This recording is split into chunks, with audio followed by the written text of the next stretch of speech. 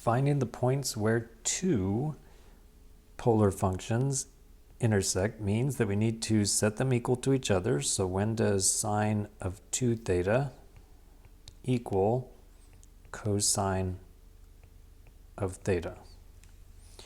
And on the left side, I'm going to use the trig identity that sine of 2 theta is 2 sine of theta times cosine of theta. And the right side just has a single cosine of theta. Now, it's very tempting to say, why don't you just right now divide both sides by cosine and then get rid of it?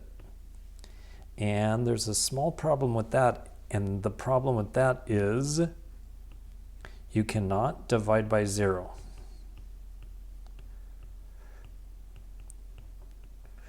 And so I'll just say, how do you know that you're dividing by 0? You could be dividing by 0, which is not legal.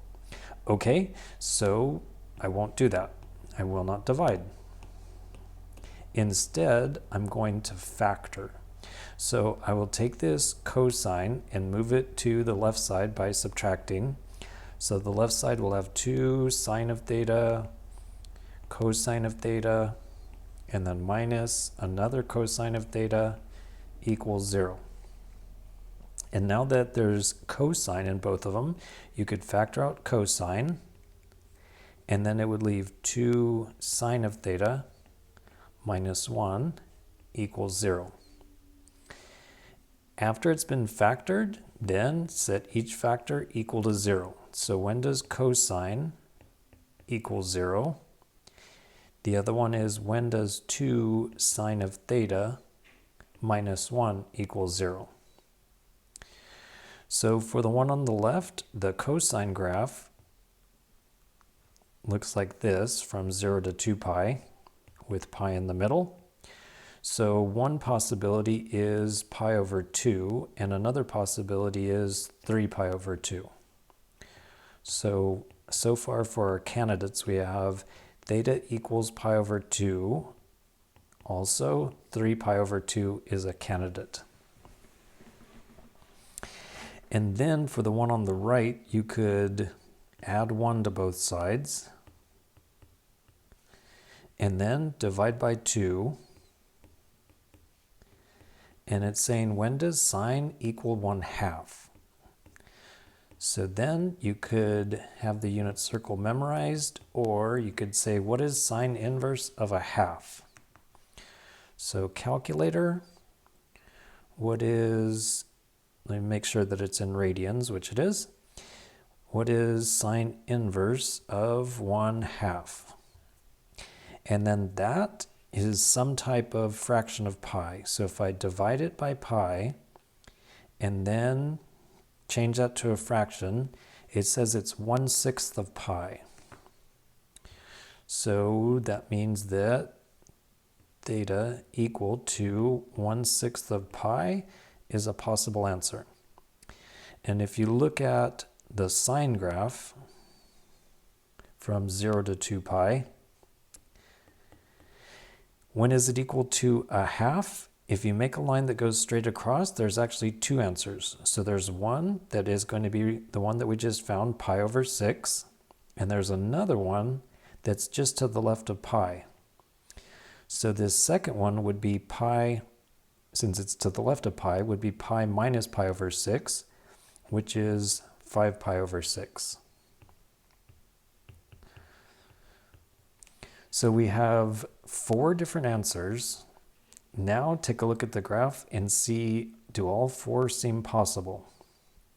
So go back to the graphing calculator, and I already typed in the functions, sine of 2 theta, also cosine of theta, and if you look at the graph, it looks like there's only 3 places where they intersect. So then we got one answer to be pi divided by 6. And then that looks to be like a place where they intersect. We also got 5 pi divided by 6. All right, that's another one. We also got the pi divided by 2. That seems to be the origin. And 3 pi divided by 2. I have a feeling that's going to be the origin again. That's the origin again. Okay, so going back here. So the directions said find all of the points. And since we're talking about polar, the point means r comma theta. So we need the r and the theta. So let's see, they both are going to give us r, so let's use the easier one, cosine.